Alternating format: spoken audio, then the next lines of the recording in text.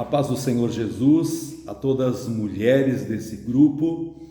Nosso desejo é transmitir uma palavra de Deus ao coração de todos, sempre agradecendo a Deus, louvando a Deus pela vida da pastora Marlene, que promove essas bênçãos entre as mulheres, e também continuamos orando, abençoando a vida do nosso querido pastor Ivan, que passou por um procedimento e agora já está em recuperação. Que Deus conduza todas as coisas, com certeza Ele está no comando de tudo.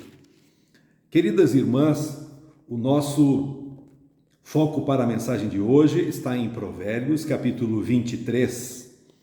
E Provérbios tem diversos versos de orientação prática para a nossa vida. E o esboço de Provérbios 23 nos mostra, do verso 1 até o 11, o cuidado com o prazer e o desejo da carne. Todos nós queremos viver momentos prazerosos, momentos que venham a agradar o nosso eu, satisfazer a nossa carne. Mas para nós aproximarmos de Deus, precisamos andar em espírito e em verdade. Do versículo 12 até o 16, nós temos aqui em Provérbios 23 os deveres dos pais. Algo que está acontecendo, uma mudança muito grande nos dias atuais, em que os pais estão fugindo das suas responsabilidades e procurando terceirizar tudo. Então a palavra de Deus nos alerta para isso. E do versículo 17 até o 28 temos o conselho dos pais. E do 29 ao 35 temos diversas advertências contra o descontrole. Todos nós precisamos aprender dia após dia com a palavra do Senhor. Vamos começar lendo verso 1, Provérbios 23. Quando você se assentar para comer com um governador, leve bem em conta que quem está diante de você, que interessante isso, muito importante. Muitas vezes nós estamos convivendo somente com os irmãos da igreja, com familiares, e acabamos esquecendo que existem muitos momentos especiais, e aí nós precisamos redobrar a nossa atenção. Por quê? Porque o Senhor nos ensina através da sua palavra que nós precisamos ser exemplo, que nós possamos viver o Evangelho e observando esses detalhes. Quando nós formos convidados para um jantar, para um almoço com uma autoridade renomada, vamos cuidar muito a nossa postura, né? Os nossos hábitos virão à tona, e que nós possamos também glorificar a Deus com a nossa postura. Então, a palavra de Deus nos orienta a nós sermos moderados, não glutões. Eu acho fantástico que na palavra de Deus nós encontramos todos esses conselhos, orientações bem práticas para diversas situações da vida. Um outro conselho bem importante que nós vemos é onde está o nosso foco. Quando lemos no verso 5, observe só. Você quer pôr os seus olhos naquilo que não é nada? Porque certamente a riqueza criará asas, como a águia que voa pelos céus. Será que nós estamos vivendo agradecidos a Deus por aquilo que temos, por aquilo que somos? A vontade de Deus é que sejamos gratos por tudo e em todas as situações, tendo bastante ou tendo pouco, estando triste ou muito feliz. E a palavra do Senhor nos leva a nós observarmos bem qual é o foco. O que mais está atraindo o nosso olhar? Para aquilo que é espiritual, para aquilo que glorifica a Deus, ou para todos os manjares e banquetes que o mundo atualmente está oferecendo para todas as pessoas. Com facilidade, irmãs, nós podemos, dentro das nossas igrejas, observar irmãos nossos, do nosso convívio, e ficar com ciúmes, ficar com inveja, ficar até com algum tipo de remorso, porque o nosso olhar está contemplando, quem sabe, uma vida que aqueles irmãos estão tendo a possibilidade de usufruir e nós ainda não. Muito cuidado com o foco. É a palavra de Deus nos chamando a atenção, para que não venhamos a gastar tempo nem energia em coisas que não trarão proveito algum.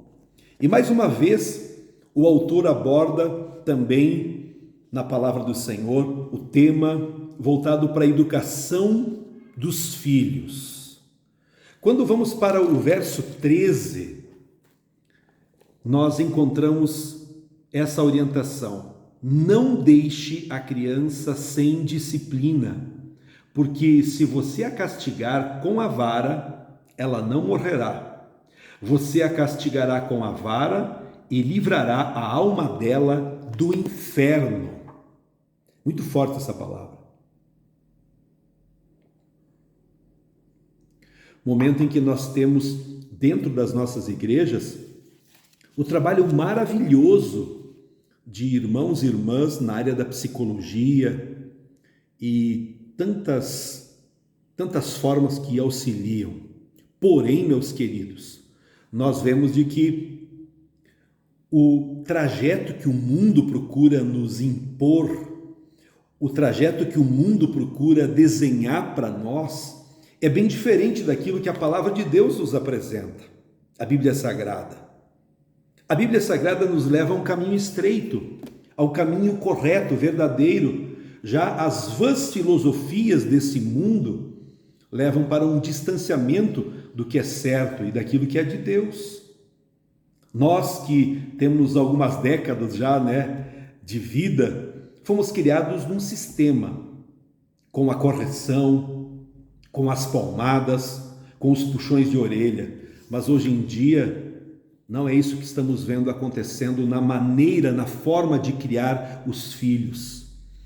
A psicologia está dizendo não, tem que só conversar, você tem só que mostrar, mas a Bíblia não diz isso. A Bíblia diz que quando a criança errar, não é somente para falar, mas é para corrigir, castigar. Eu estou usando aqui agora a Nova Almeida atualizada, estou gostando muito dessa tradução, e ela usa isso que eu acabei de ler. Você a castigará com a vara e livrará a alma dela do inferno. É aquela disciplina, não o espancamento, claro, irmãs? Mas com moderação, poder falar para o filho, para a filha, mostrar que naquele momento, com aquelas atitudes, aquela criança errou e por isso vai ganhar umas palmadas, umas varadas para o próprio bem dela. E a Bíblia diz, a Bíblia não mente, que nós estaremos livrando aquela criança, a alma dela, do inferno. Porque quando nós aprendemos a palavra de Deus, todos nós sabemos que a criança, o ser humano em si, ele já vem com a semente do pecado plantada em seu coração. E obviamente leva a ter atitudes erradas, inclinadas para o mal. É isso que nós vemos. Por isso, o amor e a disciplina darão o controle àqueles impulsos errados, levando a criança, levando os nossos filhos a andarem num caminho correto, abençoado por Deus. Aleluia! Louvado seja o nome do Senhor. Quando nós vamos lá para o versículo 17, aqui nós temos um conselho dos pais. A Bíblia dizendo: não tenha inveja dos pecadores, pelo contrário, persevere no temor do Senhor todo o tempo, porque certamente haverá um futuro e a sua esperança não será frustrada.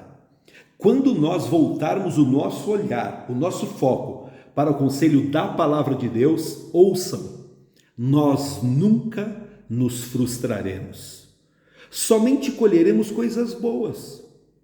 Agora, se nós adotarmos para nossas vidas, na prática do dia a dia, aquele sistema de querer agradar todo mundo, eu não vou me opor, eu não vou me dispor com aquele irmão, com aquela família, colheremos momentos amargos. Porque a palavra de Deus nos orienta a nós termos essa conduta, essa postura, não termos inveja dos pecadores, mas termos o temor em todo o tempo. E minhas irmãs, nós sabemos através da palavra de Deus de que, como cristãos, filhos amados, escolhidos, nós precisamos nos exortar uns aos outros nesse dia, nesse tempo que estamos vivendo. Porque o mundo está orientando, o mundo está liberando as suas filosofias através dos filmes, através dos programas que a mídia repercute todos os dias. Que nós possamos, com temor em Deus, como pais abençoados, como escolhidos de Deus, andarmos num caminho que glorifica o nome do Senhor, obedecendo o Evangelho, ouvindo aquilo que os pastores estão pregando. Vocês, esposas de pastores, não tenham dúvida que vocês são mulheres especiais, escolhidas a dedo. Se a palavra do Senhor diz que Deus governa, dirige todas as coisas, não é à toa que você é esposa de um pastor hoje, esposa de um evangelista, de um presbítero, de um líder. Não é à toa. Não se minimize. Não enxergue com olhos tão pequenos, porque você é uma joia preciosa, escolhida pelo Senhor. Para quê?